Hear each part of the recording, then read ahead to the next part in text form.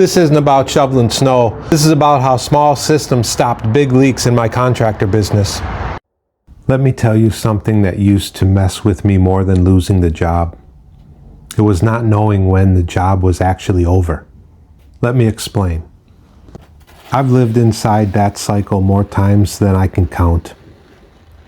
And I'll give you one real example, because this isn't theory to me. A guy called me one day, nice guy, easy conversation. Right away, he says, I don't want to waste your time. So we talk for a while. He sends me a picture, but it's not enough for me to really evaluate the situation. So I start qualifying him the way contractors do when they're serious. When do you want the work done? Are you ready to move forward? What's really going on here? Everything checks out. He's been saving. He needs the work done. He sounds committed. So we set a time for me to come out and take a good look and give him an inspection. By the time I get there, we've already talked a few times. So I feel it's almost like walking up to someone I already know. We talked about his business. He just bought a lawn care company from the guy he used to work for. He talked about life, work, normal stuff, and honestly, I stayed too long. Probably an hour and a half total, maybe more. 45 minutes actually walking the job and the rest just talking. It felt good. It felt like momentum. I dropped some ballpark numbers so he wouldn't get shocked later. He nodded, excited, saying he's in need and needs it done. We walked through an extra issue. He notices drainage repairs, and he's all in. So I leave thinking, yeah, this one's solid. I write a clean contract, send it out in a normal time frame, and then nothing. No reply, no callback, no explanation, just silence. I tried following up, text, email, phone calls, and then one day randomly I caught him. Middle of the day he answers, but the energy's different, awkward, short. He tells me he has to talk to his wife. Says he'll get back to me. And at that point in my career, I didn't have a real procedure. So I just said, okay, sounds good. And that was it. I tried again after that, and the door was closed. No more responses. And I remember thinking, what'd I do wrong? Because it didn't feel like just a job. It felt personal. We talked like two guys building a friendship. I knew about his business, his life, his plans, and suddenly nothing, gone. And here's the truth most contractors won't say out loud. Sometimes you do everything right, and you still don't get the job. That's part of the game. But what destroyed me back then wasn't losing. It was not knowing when the process was actually finished. No structure, no finish line, just guessing. And when you don't know where the line is, you keep chasing it, you keep wondering, you keep carrying that loss in your head. Now, I don't do that anymore, because the real process tells you when to swing and when to walk away. It's like being at bat. Sometimes you see 3 pitches, sometimes you see 10, but eventually the at-bats end. And when it does, you don't stand there arguing with the umpire. You step out of the box and focus on the next pitch that actually matters. That shift changed everything for me, because once the process is complete, win or lose, you're not guessing anymore. You're moving forward. And that alone removes more pressure than most contractors realize, especially when you work seasonal trades. Winter slows down. Bills don't. And without structure, every lost job feels like a personal failure instead of just part of the system.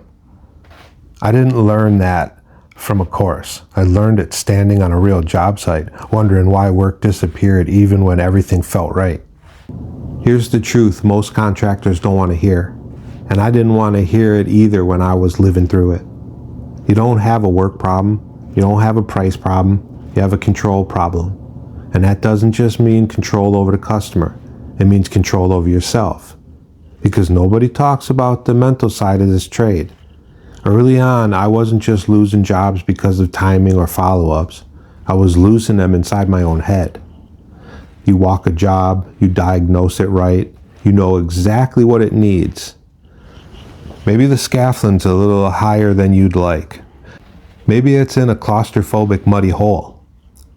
Maybe it's bigger than your comfort zone. And instead of admitting that honestly, you carry that weight back to the office, you start overthinking it, you delay the estimate, you second guess the pricing, you talk yourself down before the customer ever does. I've done that. Sat at the desk staring at a job that should have been 20 grand. Convincing myself it had to be more like 6 or 7, not because the work changed, because my mindset did. And that's a hard truth. Sometimes contractors don't lose jobs to competitors. They lose them to their own hesitation, their own doubt, their own attempt to make the customer comfortable before they ever even know what the customer wants. And here's the crazy part. You don't even realize you're sabotaging yourself. You think you're being reasonable. You think you're being fair. But what you're really doing is letting emotion run the business.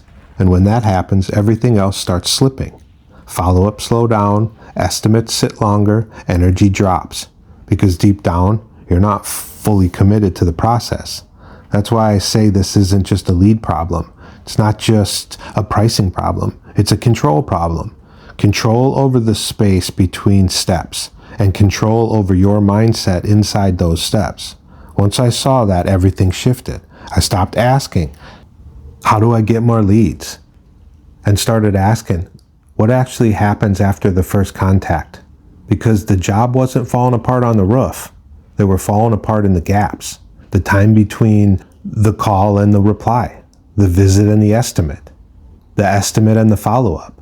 And if those gaps aren't structured, you bleed work quietly. Not because you're bad at the trade, because there's nothing holding the process together when you're tired, stressed, or second-guessing yourself. The shift wasn't motivation, and it wasn't some perfect morning routine, because I already had motivation. I was waking up early, grinding all day in the field, coming home exhausted, still answering calls, still chasing work. I thought I was doing everything right, but I was scattered. I was running hard, without structure. I was the guy doing everything, taking the calls, running the estimates, doing the work, managing the business.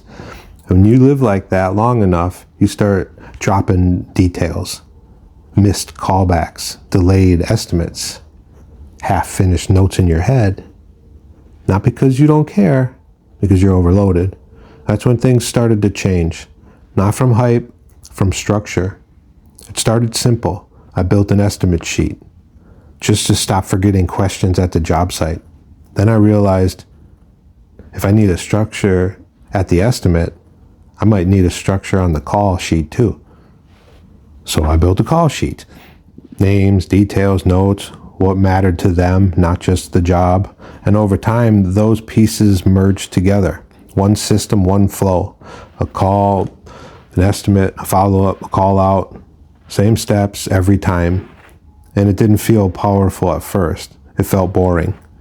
But boring was good. Because structure does something motivation never will. It protects you when you're tired. Before that, if I didn't feel like writing an estimate, I delayed it. If a job felt big or uncomfortable, I hesitated. Sometimes I wasn't ghosted by the customer, I was ghosting myself. That's when I knew something had to change. So I stopped trying to remember everything, and I started writing everything down. Not because I'm perfect, but because I'm a human. Dyslexia made it even more important. Names, details, conversations. When it's on paper, nothing gets lost.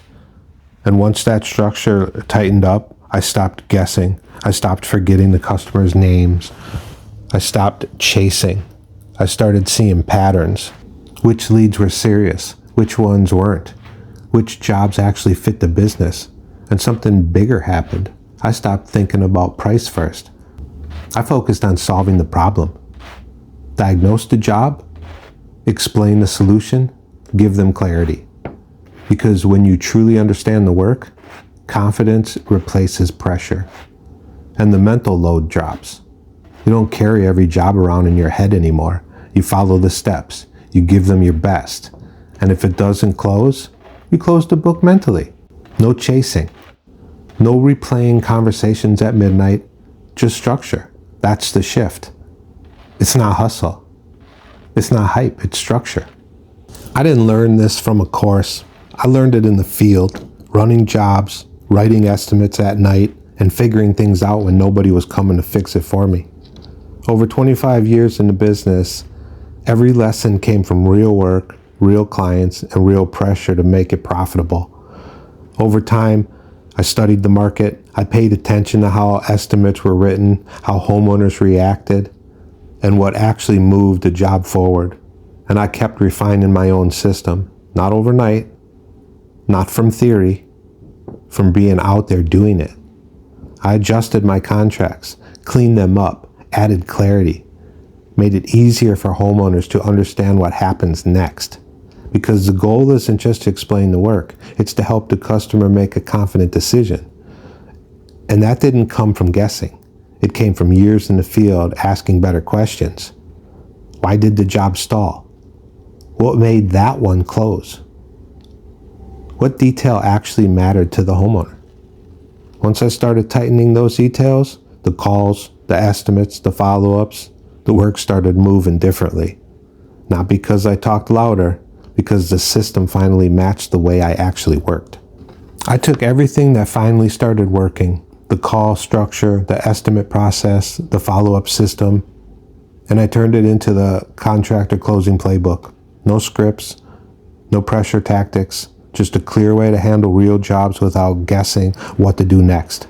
If you're tired of wondering why solid work keeps slipping through the cracks, this will show you the structure that changed everything for me. Links below if you want to see it. I appreciate you taking a few minutes to watch. Sometimes a quiet morning and a clear process says more than anything else.